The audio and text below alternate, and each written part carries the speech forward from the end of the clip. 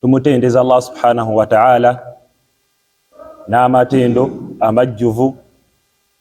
Allah subhanahu wa ta'ala asaana okubeera nga asinzibwa yekka, nga talina kubeera nga asinzibwa n'ekintu ekirala kyonna kyonna ng'okimugattako naye. Ne tubeera nga tumusaba beere nga asebyengera n'emirembe kuw'ekitiibwa Nabbi Muhammadin sallallahu alayhi wa sallama, wamu n'abo bonna naddala baswahaba be abaamuyambako okubeera nga batambuza obusiraamu, wamu n'abo bonna bonna abanaabeera nga batambulira ku njigiriza ye okutuusa olunaku olw'enkomerero. Allahumma amin. Omusiraamu omulongoofu ng'akolera ku busiraamu bwe, n'omusiraamu ali awo omubuyabuya nga asuulayo gwa naggamba ku mateeka ga Allah subhanahu wa ta'ala, nga ye daiman tolimusanga nti oba asaala oba asiiba oba akola omulimu omulungi, naye nga naawe okimanyi nti musiraamu. Ne wabeerawo omuddu omulala nga ye mujjumbize ennyo mu kubeera nga akola ibaada, musaaze nnyo, musiibi nnyo, awaayo, n'okubeera nga ayisa abantu obulungi n'emirimu emirala gyonna gyonna emirungi gy'omanyi omuntu omulongoofu gy'alina okubeera nga akola, nga agijjumbira okubeera nga agikola. Gwe oba olaba kwabo abantu ababiri, oyinza kubeera nga ggwe weeteeka mu ddaala ki kwabo abantu ababiri, ogwawa kwabo abantu ababiri. Oli mu bano abajjumbiza ennyo mu kusinza, oba oli mu bali abalala abatafaayo ku mateeka ga Allah subhanahu wa ta'ala. Nsobola okugamba nti ffenna tulina ekitugatta. Na Nabbi Muhammadin sallallahu alayhi wa sallam yabeera nga agamba kullu bani adama khata wa khairu khata'ina at-tawwabun. Nabbi yatugamba buli kiisa ayitibwa omwana Adamu nga muntu musobya, naye yabeera nga agamba naye abalungi bwe babeera nga bamaze okubeera nga basobya be babeenenya. So tekiri nti gwe tosobya, tekiri nti n'oli takola kitasobya, kulw'okubanga ffenna tulina ekitugatta, ng'ekitugatta kye kiriwa? Kwe kubeera nga ffenna tulina amazambi ge tukola aganyiza Allah subhanahu wa ta'ala. Naye enjawulo ebeerawa? Ibn Mas'ud abeera nga atugamba radiyallahu anhu, innal mu'mina yara dhunubahu ka'annahu fi asli jabalin yakhaafu an yaqa'a alayhi. Atugamba omukkiriza alaba ebibi byakola nga bw'olaba olusozi, ye ebibi byabiraba nga biringa olusozi olumuli waggulu, ng'akaseera konna konna yeeraliikirira olusozi olwo okubeera nga lugenda kubeera nga lumugwako. Ate n'abeera nga atugamba wa innal fajira, naye ate omwononefu yara dhunubahu kadhubabin waqa'a ala anfihi fakala bihi hakadha fatara. Atugamba naye omwononefu ye alaba ebibi byakola nga bw'olaba ensowera, ye ebibi byakola abiraba nga nsowera, ezze n'ebeera ng'egwa ku nnyindo ye, ensowera eyo n'agigoba n'agigamba genda, n'ebeera ng'ekola ki? Evaawo n'egenda. Sobeera ng'otegeera mu bigambo bya Ibn Mas'ud wakati w'omuntu omulongoofu n'omuntu omwononefu. Enjawulo wakati w'omulongoofu n'omwononefu si kusobya, kulw'okubanga ffenna tukola ki? Tulina ebibi bye tukola. Naye enjawulo eriwa? Kyekyo kyokola oluvannyuma lw'okubeera ng'osobezza, kulw'okubanga omukkiriza yaaba akimanyi nti bino byali okubeera ng'akola, aba akimanyi abeeranga ali okubeera nga yeewola. Kubanga omuntu eyeewola kiba kitegeeza akaseera konna konna olina okubeera ng'okola ki? Osasula. Kati omukkiriza ye bw'akola ekibi yeeraliikirira nnyo kubanga akimanyi waliwo okubonerezebwa bw'abeera nga tasonyiyibbwa. Naye omwononefu ye tafaayo, aba alowooza nti kasita asobya Allah subhanahu wa ta'ala bikomaawo. Naye kati nze naawe, kubanga ffenna tuli basobya, biki bye tuyinza okubeera nga tukola oluvannyuma lw'okubeera nga tutegedde nti waliwo amazambi agamu ge tulina ge twetaaga okubeera nga tugejjako. Sheikhul Islam Ibn Taymiyyah rahimahullah mu Majmu'ul Fatawa ekitabo kye yabeera nga agamba, wal mu'minu idha fa'alu sayyi'atan fa inna 'uqubataha tandafi'u anhu bi 'asharati asbab. Singa omukkiriza abaako ebibi byakoze asobola okubeera nga yeewonya okubeera nga abonerezebwa ku ebyo ebibi byabeera nga akoze ng'ayita mu ngeri 10. Era olwaleero biidhinillahi ta'ala tugenda kubeera nga twejjukanya kweza engeri 10 omuntu z'ayitamu okubeera nga yejjako ebibi by'abasobeza Allah subhanahu wa ta'ala n'abeera nga awona okubonerezebwa. Era nga ngenda kusooka mbeere nga nzoogera engeri ezo 10 omulundi gumu, ayina waasobola okubeera nga awandiike ndyoke mbeere nga ntandika okubeera nga nyinyonnyola emu ku emu biidhinihi tabaraka wa ta'ala. Yabeera nga atugamba engeri esooka an yastaghfira fayaghfira Allahu lahu, ye mwana Adamu okubeera nga asaba ekisonyiwo okuva eri Allah subhanahu wa ta'ala, Allah n'abeera nga amusonyiwa. Y'engeri esooka. N'atugamba engeri ey'okubiri, aw yatuuba fayatuuba Allahu alayhi fa inna at-taa'iba min adh-dhanbi kama la dhanba lah. Oba omuntu oba omwana Adamu yeenenya, Allah nakkiriza okwenenya kwe ku lw'okubanga omuntu eyeenenyezza, Allah nakkiriza okwenenya kwe abeera nga atasobyangako. N'atugamba engeri ey'okusatu, aw ya'malu hasanatin fa innal hasanati yudhhibna as-sayyi'ati. Oba omuntu akola omulimu omulungi ku lw'okubanga emirimu emirungi gisangulawo emirimu emibi. N'atugamba engeri ey'okuna, aw yad'uwa lahu ikhwanuhu almu'minin wa yastaghfiruna lahu hayyan aw mayitan. Oba mikwano gy'emirongoofu gikusabira ne gibeera nga gisa Allah subhanahu wa ta'ala okubeera nga akusonyiwa, imma ng'okyali mulamu oba imma ng'omaze okufa. N'atugamba engeri ey'okutaano, aw yahduuna lahu min thawabi a'malihim.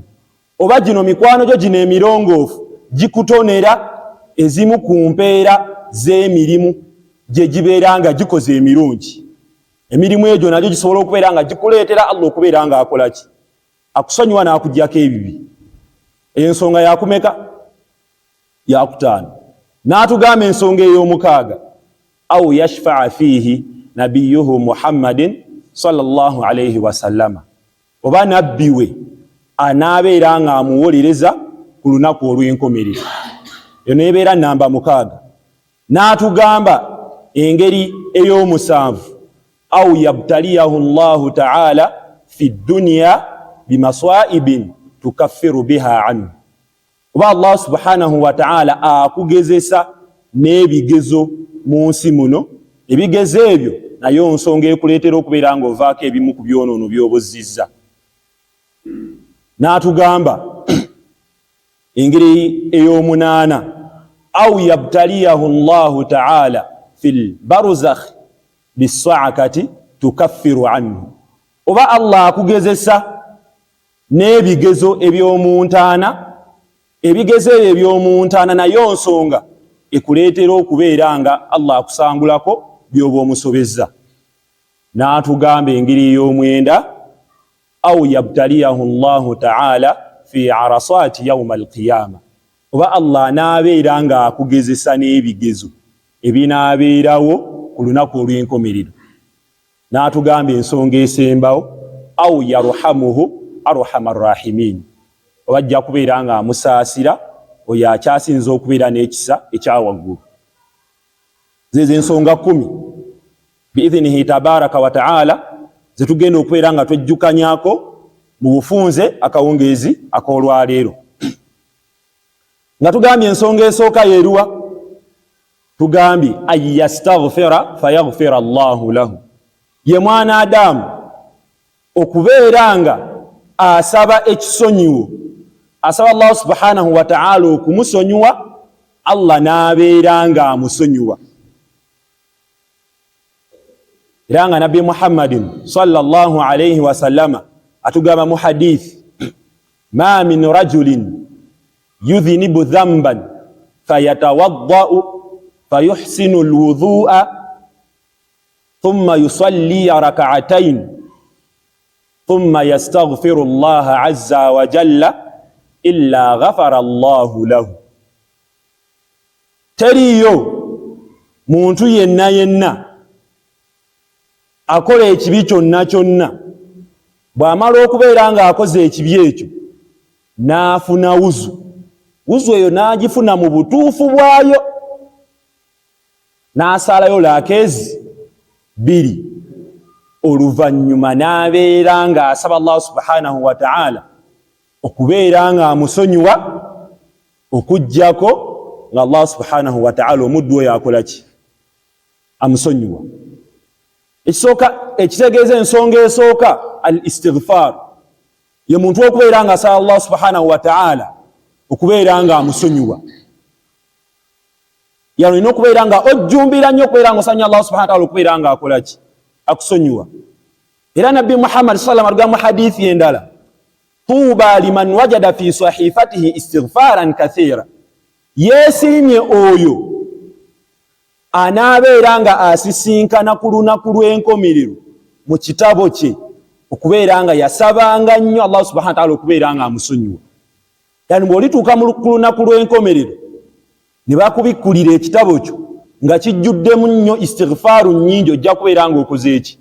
Weesiimye maaso ga Allah subhanahu wa ta'ala.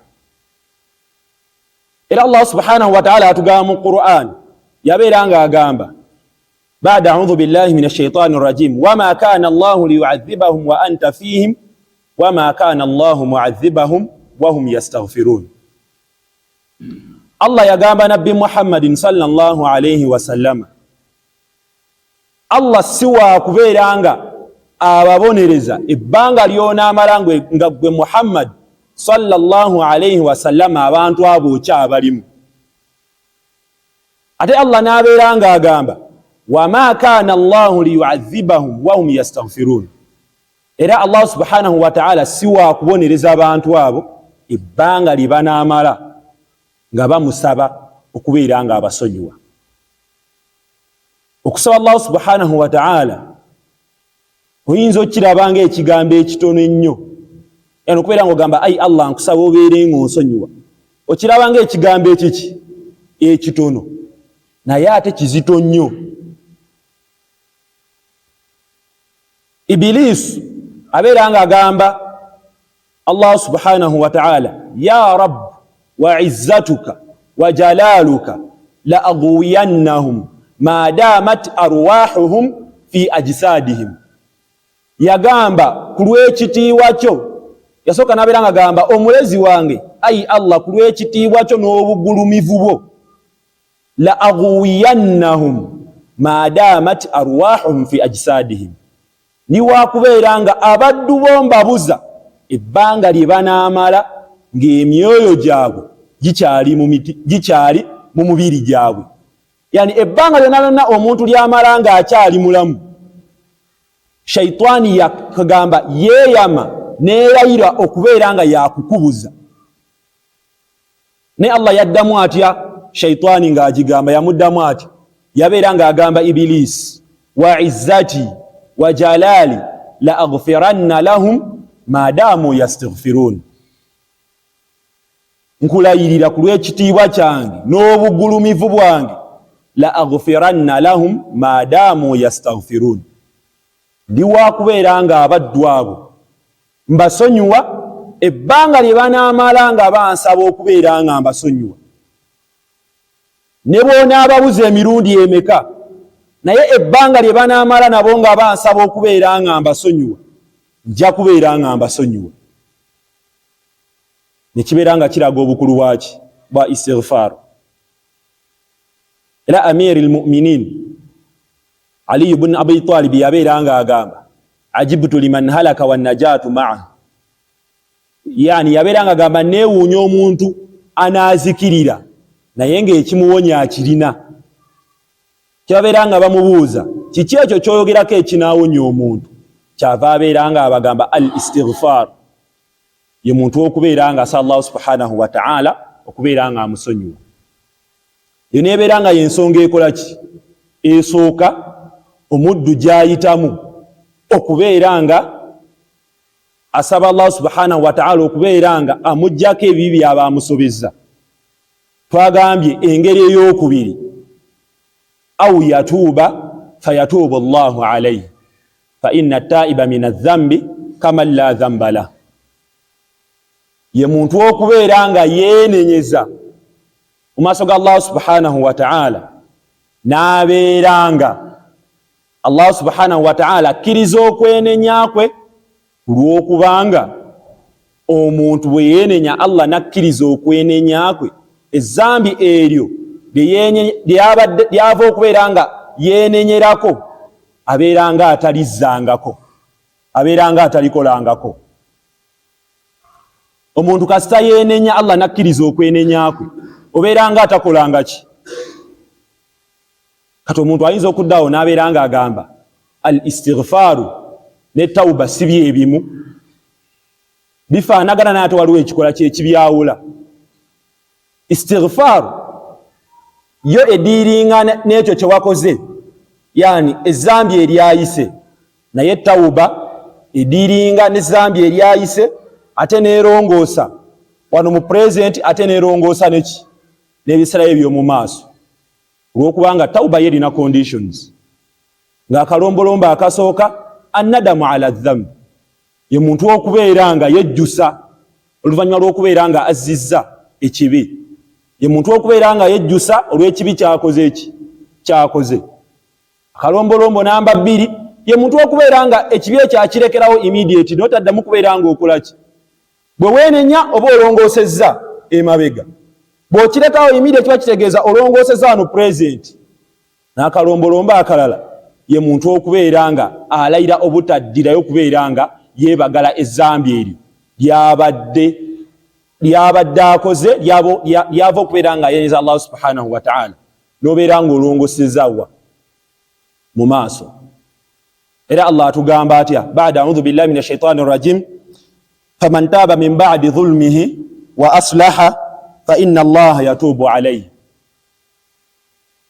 Omuntu bwe yeenenya oluvannyuma lw'okubeera nga abadde yeeryazaamaanyizza, yani ng'akoze ezzambi ate n'amala n'alongoosa, Allah akkiriza okwenenya kwe. Ate tawba ediiringa n'amazambi amanene abasinga ffenna ge tumanyi: okulya emaali y'abamulekwa, okulya riba, bwenzi, kwegamba kuwaayiriza muntu n'owaayiriza omukazi omukkiriza mbu yakoze obwenzi, n'amazambi amala gonna ge mumanya amaki amanene. So tusobola okubeera nga tugamba nti otandika kwegamba tawuba ye outcome, naye entry ya tawuba ye istighfar. Otandika na istighfar n'omaliriza n'okukola ki?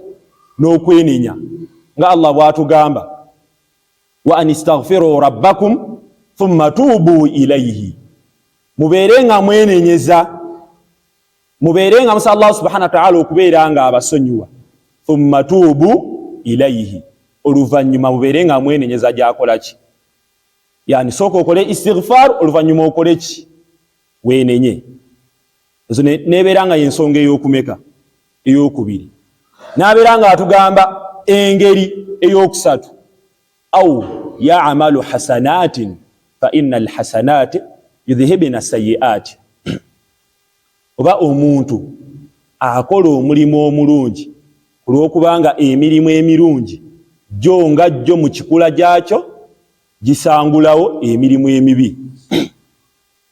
Yani buli mulimu omulungi omuntu gwakola okutambula koze wano n'osaala, okuyisa obulungi bakadde bo,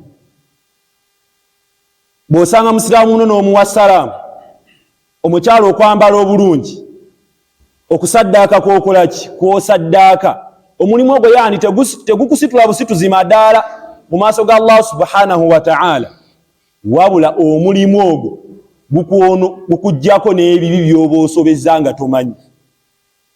Yani tosituka busitusi madaala nti ofunamu empeera olw'okubeera ng'ogukoze, naye ate waliwo n'ebyonoono ebikuvaako olw'okubeera ng'olina omulimu omulungi gw'okoze eki gw'okoze. Nabbi Muhammad sallallahu alaihi wasallam atugamba mu hadith, ittaqillaha haythuma kunta wa atbi'i sayyi'ata alhasana tamhuha wa khaliqun nasa bi khulqin hasan. Nabbi atugamba ti Allah subhanahu wa ta'ala wonna wonna w'obooli, wa atbi'i sayyi'ata alhasana, bw'obeera ng'okoze ekibi kigoberezeeko ekirungi, tamuhuha, kino ekirungi kino kijja kubeera nga kikola ki, kisangulawo kiri ekiki ekibi. Wa khaliqin nasa bi khulqin hasan, ate obeere ng'oyisa abantu mu mpisa ennungi. Eyo nayo nebeera nga ngeri ey'okusatu omuntu gy'ayitamu okubeera nga yejjako ebibi by'abaakoze, Allah subhanahu wa ta'ala n'abeera nga amusonyiwa. Twagambye engeri ey'okunayo eriwa au yad'uwa lahu ikhwanuhu almu'minin wa yastaghfiruna lahu hayyan au mayitan, ye muntu okubeera nga alina mikwano gye emirongoofu, emikwano egyo emirongoofu ne gibeera nga gimusabira, ne gibeera nga kisa Allah subhanahu wa ta'ala okubeera nga Allah asonyiwa omuddu oyo bw'aba nga alina kyasobezza, omuddu oyo imma nga mulamu oba nga amaze okubeera nga afa.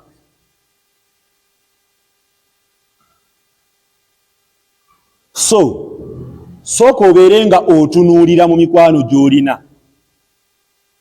Emikwano egyo gy'olina mulimu omukwano singa obeera nga osobezza ogusobola okubeera nga gukusabirako mu maaso ga Allah subhanahu wa ta'ala okubeera nga akusonyiwa. Kubanga edduwa ya mikwano gyo ya mugaso nnyo gy'oli.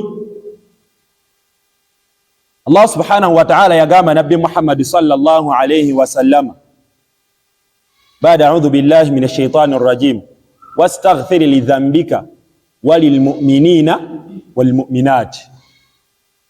Allah yamulagira n'abeera nga amugamba, sooka obeere nga osaba Allah subhanahu wa ta'ala abeere nga akusonyiwa ggwe nga ggwe Muhammad ebyonoono ggwe byokola ki, byokola gwe Allah akusonyiwe ggwe ng'omuntu.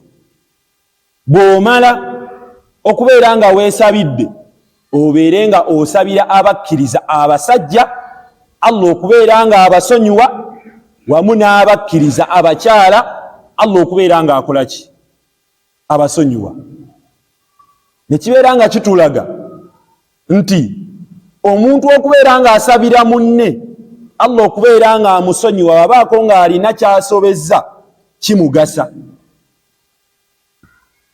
Mukwano gw'okubeera nga akusabira, edduwa ye ya mugaso nnyo gy'oli. Nabbi Nuh yabeera nga agamba, rabbi ghfirli wal walidayya waliman dakhala baytiya mu'mina walil mu'minina wal mu'minat.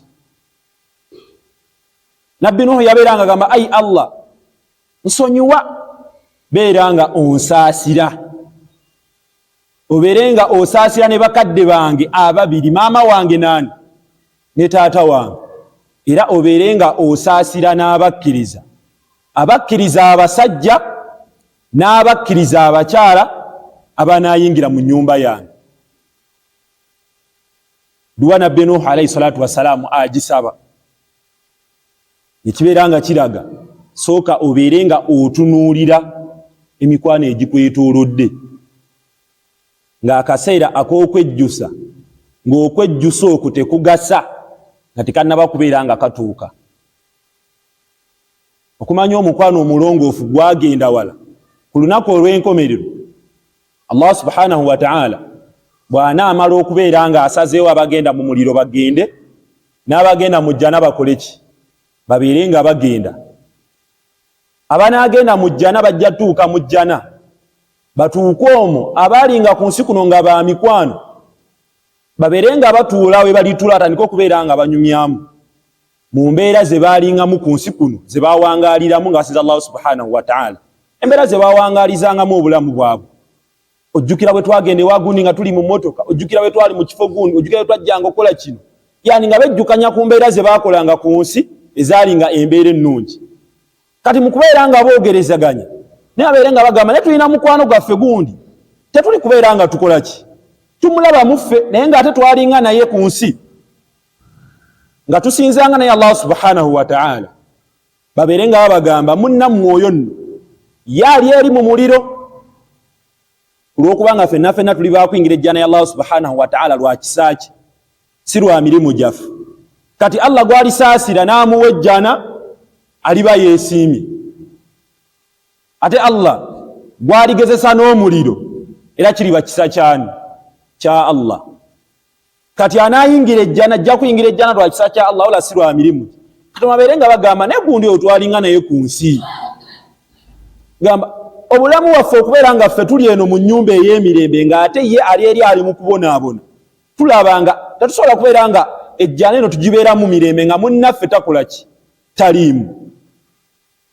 Basituke babeere nga bagenda eri Allah subhanahu wa ta'ala, babeere nga bamugamba tulina mukwano gwaffe twawangaalanga naye ku nsi, naye ye tosobodde kubeera nga omuteeka eno gye tuli, n'obeera nga wamugezesezza n'obeera nga omuteeka mu muki? Mu muliro.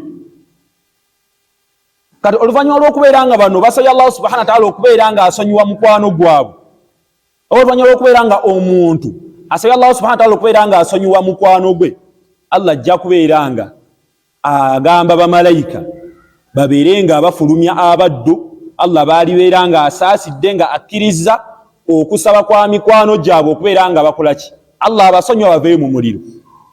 Kati mu kubeera nga baguddewo nga bavaayo mu muliro bajja mu jjana, baana b'omuliro babeere nga bagamba nsonga ki ebaleetedde okubeera nga mwe muli kuva muno mwe tuli mubeere nga mugenda? Kusaala nnyo kwe mwasaalanga, kuyisa nnyo bakadde bammwe bulungi, kuwaayo nnyo, kiki kye mwakolanga ekyo kibaleetedde okubeera nga olwaleero mukola ki? Mufuluma muno. Babeere nga babagamba omukwano omulongoofu gwe gumusabidde, Allah nakkiriza okusaba kwagwo, n'abeera nga alagiro, n'abeere nga aggyibwa mu muliro, abeere nga atwalibwa muki? Mu jjana.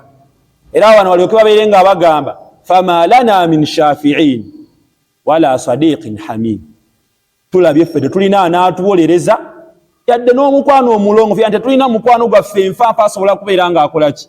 Atuwoleza naffe tubeere nga tuvaayo, ffe tulabye tetulina agenda kubeera nga atuwolereza. So dduwa ya mukwano gwo ogyetaaga nga nange wengyetaaga, tuleme kubeera nga tutuuka ku lunaku lw'enkomerero nga twejjusa olw'emikwano gye twakwana ku nsi kuno ne tugifuula mikwano gyaffe. Muntu agaane kubeera, oleme kubeera ng'otuuka ku lunaku lw'enkomerero obeere ng'ogamba ya wailata laitani lam attakhidh fulanan khalila, nga ndabye nze zinsanze singa saafuula gundi nfanfe wange, singa saafuula gundi kyali wange, singa saafuula gundi mukwano gwange. Okwejjusa okwo kujja kubeera nga tekugugasa. So sooka obeere nga otunuulira saako y'emikwano gyo egikwetoolodde. Mu mikwano gy'olina olinamu omukwano ogujja kuno ne gusaala, mu mikwano gy'olina olinamu omukwano ogukujjukiza, bakutwala mu makubo g'abonoonefu gokka gokka. Bw'obeera nga gy'emikwano gy'olina, olina okubeera nga weetereza ng'akaseera ak'okwejjusa, ng'okwejjusa okwo tekujja kubeera nga kukugasa nga tekanaba kubeera nga katuuka. Eyo engeri yakumeka? Yakuna. N'atugamba engeri ey'okutaano omuntu gy'ayitamu okubeera nga yeggyako ebyonoono by'abaasoza Allah subhanahu wa ta'ala